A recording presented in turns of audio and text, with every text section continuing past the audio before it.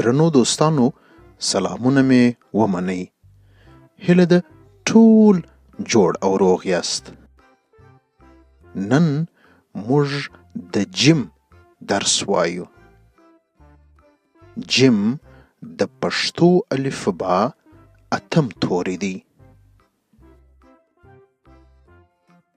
جیم د ج آواز ورکوي او په انګلیسي کې په جې لیکل کیږي. نو راځئ چې د جیم لوست ته ولاړ سو. جیم جوس، جواد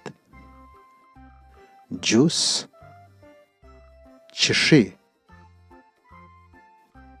جواد جنجال نه کوي. اوس نو تاسو دا دوې جملې را سره تکرار کړئ. جواد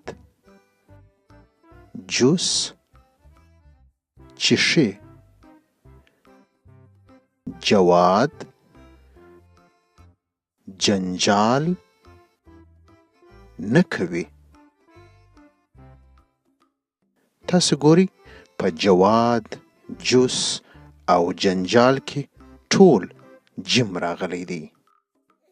اوس به وګورو چې نور کوم نومونه له جیم څخه راځي. جیم جارو، جارو ته په انګلیسي بروم وایي. جیم جیب، جیب ته په انګلیسي پاکټ وایي. او دا څه دی؟ جواري،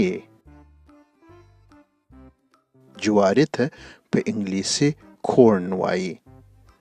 نو موږ ګورو چې له جیم څخه جارو، جیب او جواري راغله. اوس به وګورو چې که جیم د یو حرف یا لغت په مابین او یا آخر کې راسي نو څنګه ایسي. کاجو، په کاجو کې جیم په مابین کې راغلی دی.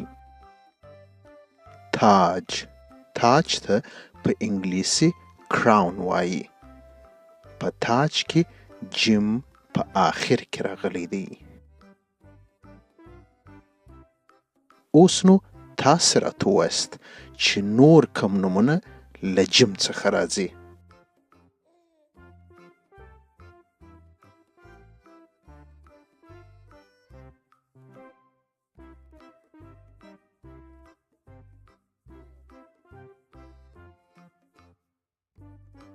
آفرین، well done.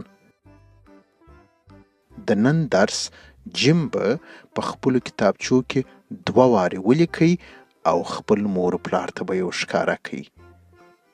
جیم جوس، جواد جوس چشي، جواد جنجال نه کوي. تر بیا مو پر خدای سپارم، په مخه مو ښه.